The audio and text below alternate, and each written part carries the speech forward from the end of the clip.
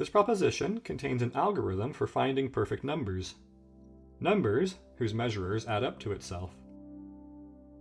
The smallest perfect number is 6, being 1 plus 2 plus 3, its measurers, all adding up to 6.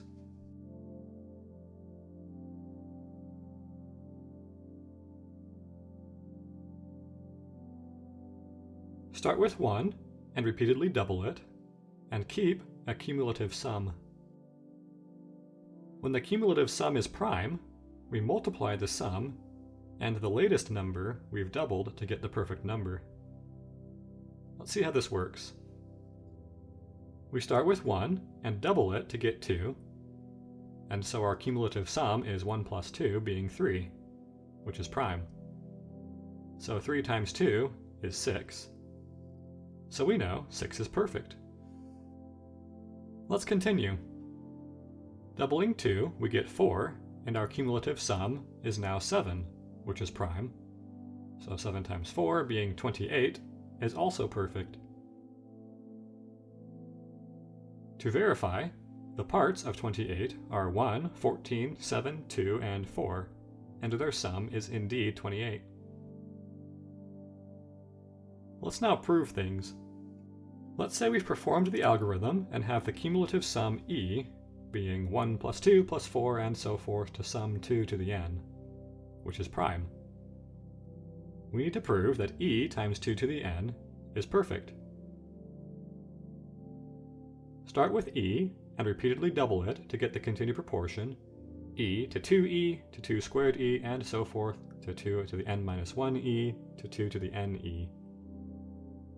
The previous proposition says that 2e minus e to e is proportional to 2 to the n e minus e to e plus 2e plus and so forth to 2 to the n minus 1 e, or that e to e is proportional to the same. E is equal to e, so 2 to the n e minus e is equal to e plus 2e plus and so forth to 2 to the n minus 1 e. So 2 to the n e is equal to e plus 2e and so forth to 2 to the n minus 1 e. Now, by looking at our continued proportion of e's, we see that it was measured by all the preceding numbers, so e measures 2 to the n e, 2 measures 2 to the n e, 2e measures 2 to the n e, 2 squared measures 2 to the n e, and so forth.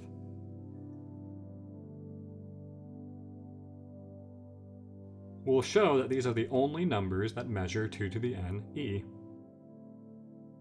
By way of contradiction, assume O measures 2 to the n e, where O is not in our list. We can thus write 2 to the n e as equaling OQ, and thus e to q is proportional to O to 2 to the n. Now 2 to the n by proposition 9.13 is only measured by a power of 2. And O is not a power of 2, so O does not measure 2 to the n, so E does not measure q.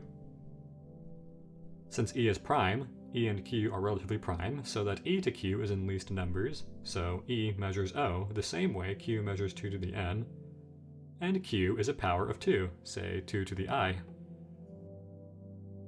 We have the continued proportions 2 to the I to 2 to the I plus 1 and so forth to 2 to the n, and taking e and 2 to the n minus I make a continued proportion of the same length.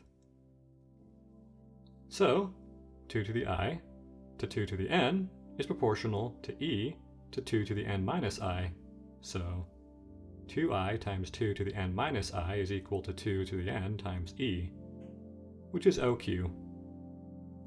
So q to 2 to the I is proportional to 2 to the n minus I to O. Q is equal to 2 to the I, so 2 to the n minus I is equal to O. But this contradicts that O is not a power of 2.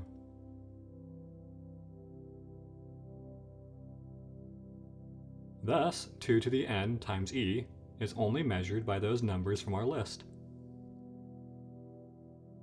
We showed previously that 2 to the n times e is equal to e plus 2e and so forth plus 2 to the n minus 1e. That is equal to 1 plus 2 squared and so forth to 2 to the n plus e plus 2e and so forth to 2 to the n minus 1 times e, which are all of its parts. So 2 to the n times e is perfect. Notice we have not proven the algorithm finds all perfect numbers. We've also not proven that perfect numbers must be of the forms we've seen.